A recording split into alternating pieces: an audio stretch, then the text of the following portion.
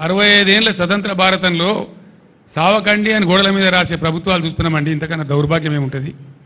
ఎట్లన్నా చేసి ఈ చేనేత కార్మికులు మనం ఆదుకోవాలి. తెలంగాణ రాష్ట్రం వచ్చినా కానీ ఒక ప్లాన్ వేసుకున్నాం.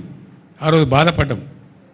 అనుకున్నట్టు దేవుని దయ వల్ల నేను చెప్పిన సిరిసిల్లలో ఒకటే రోజు ఇక్కడ 11 మంది కార్మికులు చచ్చిపోతే ఆ రోజు మా పార్టీ నుంచి ఒక 50 లక్షలు తెచ్చి చెక్కు తెచ్చి ఒక చిన్న ట్రస్ట్ ఏర్పాటు చేసి వాళ్ళని సావకుండా చూడండి దయచేసి అని బతిమాలి, ఇక్కడ ఈ గ్రామ పెద్దల్ని బతిమాలి ఆ ట్రస్ట్ ఏర్పాటు చేసిన ఇప్పుడు ఆ డబ్బులు ఆ ట్రస్ట్ ఇక్కడ ఉంది ఇప్పుడు సిరిసిల్లలో చెప్పి మేము చెప్పినాం, దయచేసి చచ్చిపోకుండ్రి, తెలంగాణ వస్తుంది, తప్పక వస్తుంది, వచ్చినాక మిమ్మల్ని మా బిడ్డలకి సాదుకుంటామని చెప్పి ఆర్ద్రతతో నేను ఆ సభలో చెప్పినాను.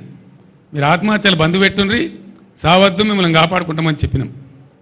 ఆ దరిమిల అనుకున్న ప్రకారమే తెలంగాణ వచ్చింది, బీఆర్ఎస్ గవర్నమెంట్ వచ్చింది. మేము ఏం చేసినాం? ఒక్కొక్క నాడు 7 చేనేత కార్మికులు ఒకటే రోజు చచ్చిపోయారు భూదాన పోచంపల్లిలో. అప్పుడు చంద్రబాబు నాయుడు అని ఒక మూర్ఖుడు ముఖ్యమంత్రి ఉండే. నేను అక్కడ దండం పెట్టిన, అయ్యా ఒక 50,000 రూపాయలు ఎక్స్రేస్ చేయవయ్యా, పలానా డేట్ లోపల నువ్వు ఇవ్వకపోతే నేను భిక్షాటన చేసి ఇస్తాను, దండం పెట్టి చేతులు ఎత్తి అంగలార్చిన నేను. కానీ ఆ దుర్మార్గుడు ఇయ్యలే.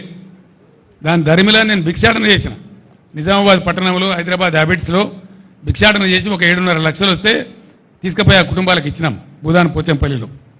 అట్లా భువనగిరిలో, గద్వాలలో, దుబ్బాకలో, సిరిసిల్లలో రోజు చనిపోయే చేనేత కార్మికులకు ఆదుకోవాలని చెప్పి బీఆర్ఎస్ గవర్నమెంట్లో మేము ఒక పద్ధతి ప్రకారం అటు పేద ప్రజలకు ఎంతో కొంత మేలవుతుంది, ఇటు కార్మికులకు ఉపాధి వస్తుందని మేము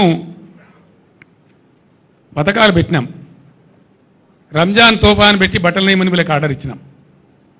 క్రిస్మస్ తోఫాను పెట్టి బట్టలు నేయమని వీళ్ళకి ఆర్డర్లు ఇచ్చినాం. స్కూల్ యూనిఫాములు నేయమని చెప్పి ఆర్డర్ ఇచ్చినాం. దాంతోపాటు బతుకమ్మ చీరలను పెట్టి వాళ్ళకి ఆర్డర్లు ఇచ్చినాం. ఇలా దురదృష్టం ఏంటంటే ఇప్పుడే నాకు చేనేత కార్మికుల మిత్రులు కలిసిండ్రు. సార్ మళ్ళా మా పాతకు వచ్చింది, మేము ఆత్మహత్య చేసుకునే పరిస్థితి వచ్చింది, మాకు మీ గవర్నమెంట్లో ఇచ్చిన ఆర్డర్ బాబతి 300 కోట్ల రూపాయల బకాయిలున్నాయి, అవి ఇస్తలేరు సార్ అని చెప్పిన వాళ్ళు. మీరు రాండి, హైకోర్టులో కేసు ఇద్దాం, గుంజుదాం వీళ్ళని గదాలకు, మీరు రెఫరెండం అంటారు, వీళ్ళ రెఫరెండం సంగతి ఎందుకు చూద్దామని చెప్పి రమ్మని చెప్పినాం.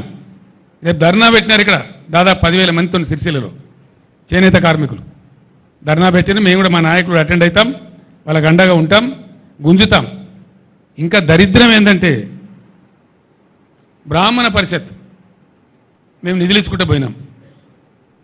ఓవర్సీస్ స్కాలర్షిప్ నిధులు ఇచ్చినాం.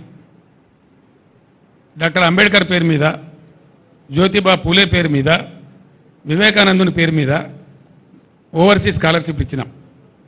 ఇండియాలోనే ఏ రాష్ట్రం ఇయ్యని విధంగా పేద పిల్లలు విదేశాలకు పోతే వాళ్ళు చదవాలి, బాగుపడాలి, బతకాలని చెప్పి ఇచ్చినాం. మొత్తం బంద్ పెట్టింది. ఒక్క ఓవర్సీస్ స్కాలర్షిప్ ఇస్తలేదు ఈ గవర్నమెంట్ వచ్చిన కాడికి. మేము శాంక్షన్ చేసినా కూడా ఇస్తలేరు. బ్రాహ్మణ పరిషత్కి అయితే లాస్ట్ 2 క్వార్టర్ల డబ్బులు విడుదల చేయాలి, చేయలే. ఫైనాన్షియల్ ఇయర్ అయిపోయింది, అది కూడా ఇస్తలేరు. ఈ రకంగా వాళ్ళకి ఎగనామం పెట్టినారు. ఓవర్సీస్ స్కాలర్షిప్ కూడా బంద్ పెట్టినారు. చేనేత మిత్ర పథకాన్ని బంద్ పెట్టినారు. అనేక స్కీములు చేనేత కార్మికులకు ఉన్నాయి కూడా బంద్ పెట్టినారు. అంటే వాళ్ళు సావన్నా ఎక్కడికి పోవాలి? ఎంతో బ్రహ్మాండంగా జరిగేటువంటి కాడ చివరికి బడి పిల్లలకు బ్రేక్ఫాస్ట్ పెట్టినాం మేము. ఎన్నో మంది, లక్షలాది మంది పిల్లలు పాపం పేదవాళ్ళు ఉన్నారు, బ్రేక్ఫాస్ట్ పెట్టమని చెప్పినాం. దాని ఇంటర్మీడియట్ కాలేజీలో కూడా వర్తిస్తామని చెప్పినాం. ఆ బ్రేక్ఫాస్ట్ కూడా బంద్ పెట్టారు. చిన్న పిల్లలకు బళ్ళలో పెట్టిన బ్రేక్ఫాస్ట్ బంద్ చేయడం రెఫరెండమా? ముఖ్యమంత్రి గారు గదెందుకు బంద్ చేసినావు? ఇంకా పోరగాళ్ళను నోరెందుకు కొట్టినావు నాకు అర్థం కాదు. ఓవర్సీస్ స్కాలర్షిప్ బంద్ పెడతావు, బ్రాహ్మణ పరిషత్ నిధులు బంద్ పెడతావు, చేనేత కార్మికులకు బంద్ పెడతావు, చివరికి బ్రేక్ఫాస్ట్ కూడా బంద్ పెడతావు. మరి ఏం నడుపుతున్నారు మీరు నాకు అర్థం కాదు. ఎవరికి ఇస్తున్నారు డబ్బులు? ఏం చేస్తున్నారు?